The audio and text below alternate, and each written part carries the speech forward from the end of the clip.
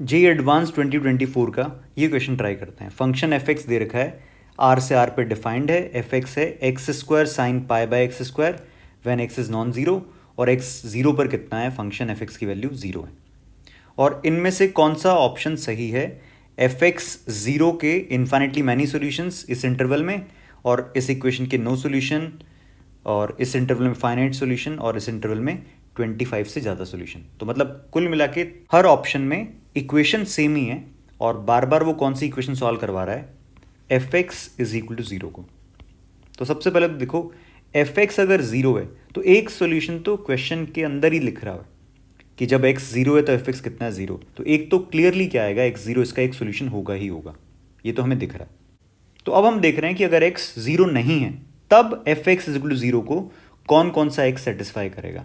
तो अगर x zero नहीं है, अब हम लेके चलते हैं एक्स नॉन जीरो, तो एफ एक्स क्या आ जाएगा, x square sine pi by x square is equal to zero.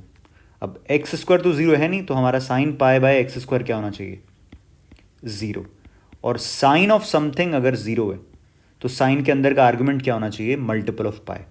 तो पाई बाय एक्स स्क्वायर क्या होना चाहिए, एन पाई, और यहां से एक्स स्क्वायर कितना आ जाएगा, वन बाय एन। और यहाँ पे n जो है n पाई में, n must be N integer.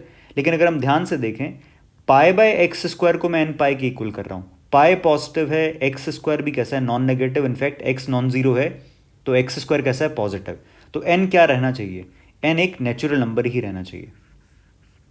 तो एक्स स्क्वायर कितना है, वन बाय एन, तो यहाँ से x आ जाएगा plus minus one by root n, और n belongs to natural number.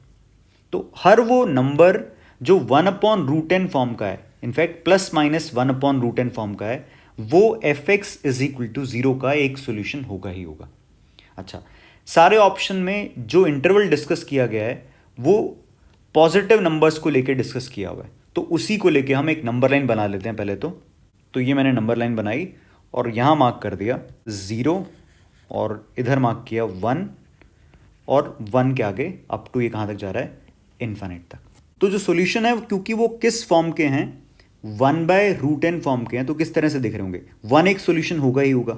One से पहले वन बाय रूट टू एक सॉल्यूशन होगा, उससे पहले अगर हम जाएं तो one by root three solution होगा, और इसी तरह से करते हुए हम जीरो की तरफ जा रहे हैं। ध्यान रखना, one by root n form अगर हम जीरो की तरफ जाएंगे, जैसे जैसे जीरो की तरफ जाएंगे, तो वन बाय रूट एन की इन्फाइनाइट पॉसिबल वैल्यूज मिलेंगी for different different natural values of n. तो ये तो कंफर्म है कि f x is equal to zero के टोटल अगर हमसे कोई सॉल्यूशंस पूछे तो इन्फाइनाइटली मैनी सॉल्यूशंस हैं वो। अब ऑप्शंस के हिसाब से चलते हैं। तो फर्स्ट ऑप्शन में वो बोल रहा है कि one by ten to the power ten से इन्फाइनाइट के बीच में कितने सॉल्यूशन हैं। तो one by ten to the power ten को अगर मैं वन बाय रूट एन के फॉर्म में ही मार्क कर दूं नंबर लाइन पर, तो मैंने लिखा one by ten to the power 20 का अंडर रूट। अब मुझे जाना कहां से कहां तक है, one by ten to the power 10 से इन्फाइनाइट की तरफ। तो अगर मैं यहां से लेके इन्फाइनाइट के बीच के सॉल्यूशंस देखूं, तो ये तो समझ में आना चाहिए कि वन के बाद कोई और सॉल्यूशन नहीं मिलेगा, वन के बाद कोई और सॉल्यूशन नहीं मिलेगा, क्योंकि वन बाय रूट एन जो भी है वो वन से पहले ही हैं सारे। तो यहां से लेके यहां तक अगर हमें नंबर ऑफ सॉल्यूशंस देखने हैं तो one by root n form के फाइनाइट नंबर्स ही हमें मिलेंगे। तो क्लियरली ए ऑप्शन गलत है। बी ऑप्शन में बात हो रही है वन बाय पाई से इन्फाइनाइट के बीच में, तो one by pi root three से पहले ही आएगा। In fact one by root nine से भी वन बाय पाई पहले होगा, तो यहां पे मैंने मार्क किया वन बाय पाई। अब वन बाय पाई से इन्फाइनाइट के बीच में अगर हम बात करें, तो वन बाय पाई से इन्फाइनाइट के बीच में one by root n form के कितने नंबर्स हैं, तो वो दिख रहा है one by root n type के नंबर होंगे, one by root nine, one by root eight, one by root seven, one by root three, इस तरह से करते करते ये हमारे पास में 9 ऐसे नंबर दिख रहे हैं जो इस फॉर्म के हैं। तो ये 9 इसके सॉल्यूशन होंगे। तो नो सॉल्यूशन लिखा हुआ है, तो डेफिनेटली बी ऑप्शन भी क्या है, गलत है। सी ऑप्शन में लिखा हुआ है the set of solution f x is equal to zero in 0 to 10 to the power 10, 1 upon 10 to the power 10 is finite.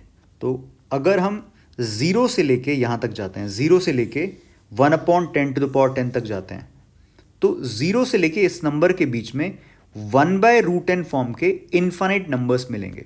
जैसा कि मैं पहले ही बोल चुका हूं कि जैसे जैसे 0 की तरफ जाएंगे 1/√n के नंबर्स डिफरेंट डिफरेंट बनते ही जाएंगे, जैसे 1/1000, 1/10,000, इस तरह से नंबर कितने भी हम बना सकते हैं 1/√n फॉर्म के, अगर हम 0 की तरफ जाते हैं।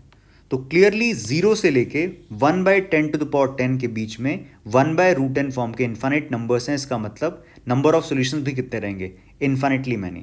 और जबकि सी ऑप्शन में लिखा हुआ है फाइनाइट, तो क्लियरली सी ऑप्शन भी क्या है, गलत है। तो ए गलत है, बी गलत है, सी गलत है, तो डेफिनेटली डी ऑप्शन सही होगा। बाकी एक बार हम चेक भी कर लेते हैं। तो डी ऑप्शन बात कर रहा है 1/π² से 1/π के बीच में। तो हमारे पास में 1/π ऑलरेडी मैंने मार्क कर रखा है, 1/π² भी मार्क कर देता हूं, 1/π²। तो हमें बात करनी है 1/π² से 1/π के बीच में 1/√n फॉर्म के कितने नंबर्स दिख रहे हैं। तो π² है 9 पॉइंट समथिंग, तो 1/π² 1/√81 के पीछे ही रहेगा।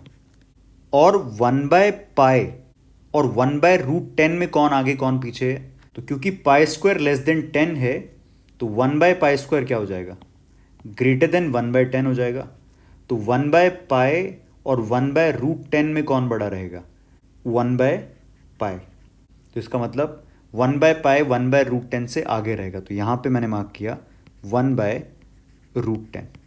तो अब ध्यान से देखो 1/π² से 1/π के बीच में कितने 1/√n फॉर्म के नंबर्स दिख रहे हैं। तो क्लियरली हम देख पा रहे हैं 1/√10 से 1/√81। गिनने की भी जरूरत नहीं है, मोर देन 25 है या नहीं है, डेफिनेटली है। तो डी ऑप्शन क्या है, करेक्ट है। और तुमने इसको कितनी देर में सॉल्व किया मुझे कमेंट सेक्शन में बताना जरूर।